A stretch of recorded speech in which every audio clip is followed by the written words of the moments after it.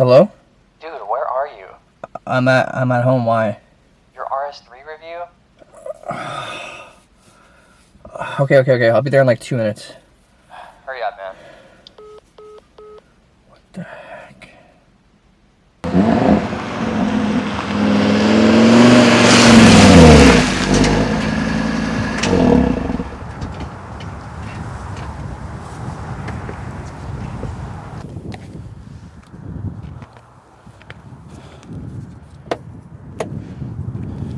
We good?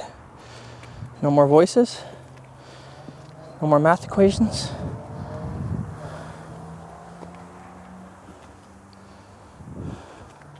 Good car. Don't kill me. What's up, guys? This is my Audi RS3. I've owned the car for 5 months now, and I am 90% sure it's trying to steal my soul.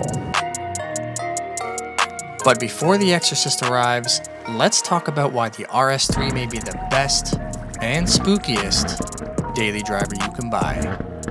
If this car really is possessed, the demon lives right under that hood, sitting in front of me, and it is that 5-cylinder DAZA engine.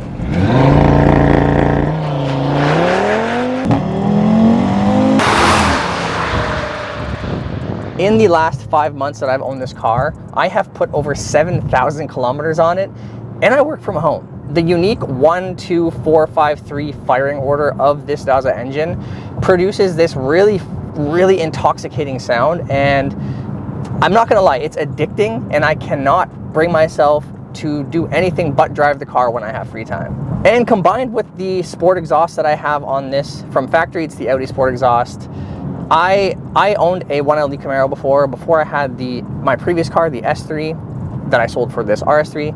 That Camaro was a 2019 SS 1LE Camaro. It was a V8, and it had probably one of the best sounding stock exhausts that you can get, in my opinion. Obviously, sound is very subjective, but this car, just because of how unique that 5-cylinder warble is, I think that this is probably up there with my favorite exhaust sound of all time.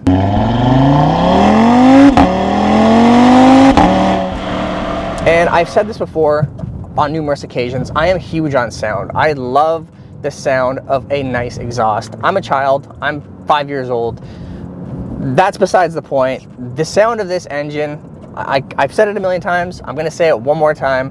The sound of this engine is essentially divine. Now, in terms of the actual performance, the car is around 400 horsepower. And I know in today's world, especially with the younger kids, horsepower is the be all end all of cars, and 400 horsepower may seem like it's not a lot. This is my daily driver. I drive this car every single day, regardless of what the conditions are, all year long. No vacations, no breaks. I don't have a weekend car. This is my single car that does everything that I need it to do. And with that said, 400 horsepower is a ton of power to have a lot of fun on the streets without getting yourself into trouble. Of course, you can get yourself into trouble with any amount of horsepower, but I'm just trying to illustrate the fact that you don't need more than 400 horsepower. Yes, we do want, as car enthusiasts, we want more power. It's more fun, but at the end of the day, I am completely happy with the amount of power this car has from factory.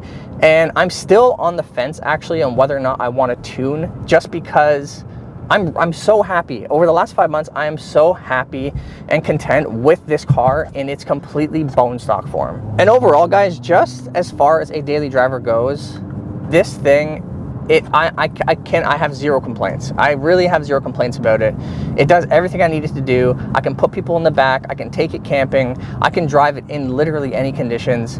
It's amazing. It's fast. It sounds incredible.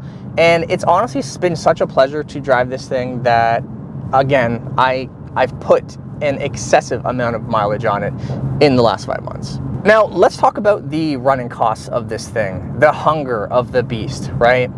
A lot of people, when I was doing my research before buying this car, when I had the S3, you know, the big thing that people are thinking about is, for one, is it worth the extra cost? It was about $15,000 more than my S3 was.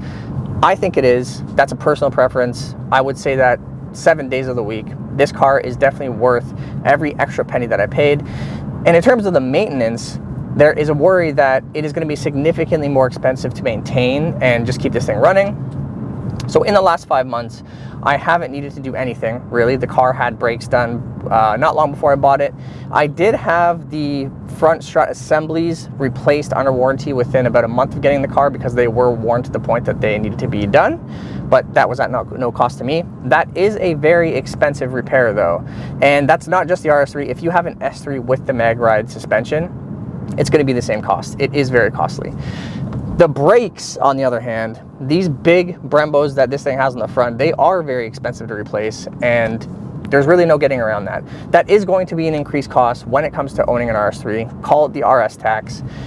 Outside of that, there's a lot of shared things here with the A3 S3s.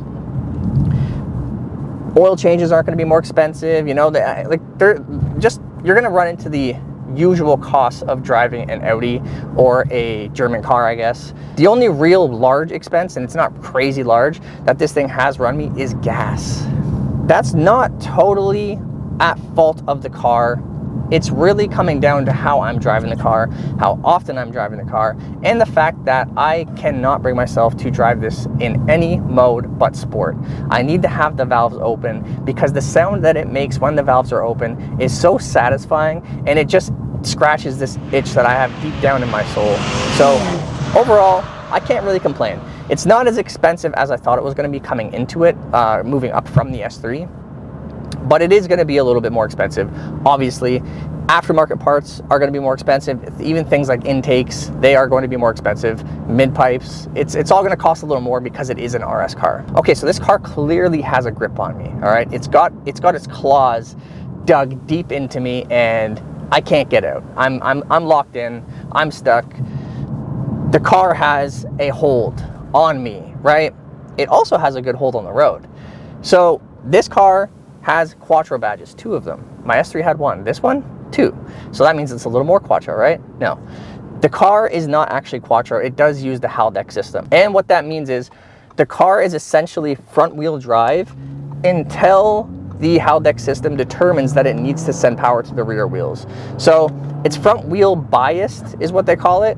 And to be honest, even with the S3, this car has performed incredibly well in every condition that I've thrown it. I have a video on my channel actually of me driving the S3 in a snowstorm. We had a ton of snow last winter. I felt completely confident. I felt safe, secure. Obviously, you got to drive within your means and you need to drive according to the weather.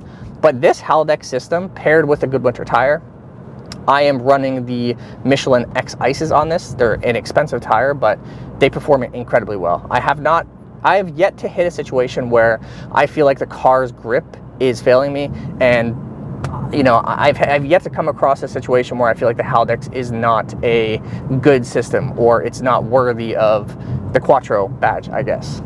So what is the verdict? Am I going to have to exercise or have an exorcism performed on this car and one day get rid of it? I do not think that I'm going to sell this car. I've said that many times in the past.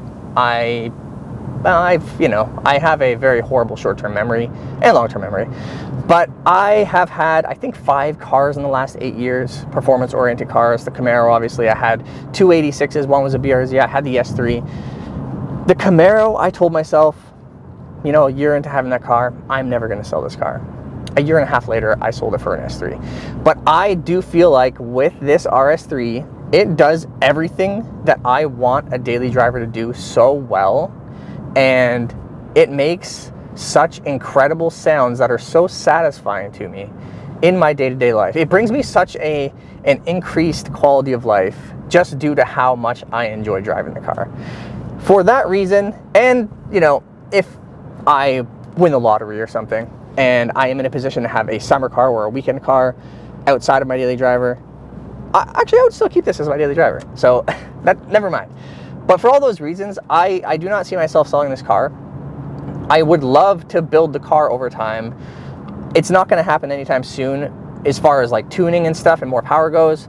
I do want to get an intake and a mid-pipe put on the car just to start, because as much as I love that sound coming from that Audi Sport exhaust, it's perfect. I think it would be just that much more perfect if it was a little more loud. And while I have you here on the topic of S3s and RS3s, if you enjoy RS3 or S3 content, there's some videos up here or somewhere on the screen. I'm not really sure where YouTube puts these, but there's some videos somewhere here that you may be interested in. You want to check those out. Hit the subscribe button if you enjoyed this video. And I'd also like to hear from you guys. If anybody else has an RS3, do you have the same problem I do? Are you feeling like the car is literally possessing you to take it for drives and just guzzle gas? And, you know, are you enjoying it as much as I am? I know some people have some beefs with the car. They say it has no soul. You know, it's trying to steal my soul. I don't know if it has a soul of its own, but we could talk about that later. Thank you guys so much for watching. Like always, I will see you all in the next video. Holds me down. Dude, why do you have to make everything weird? It's been a while, I guess.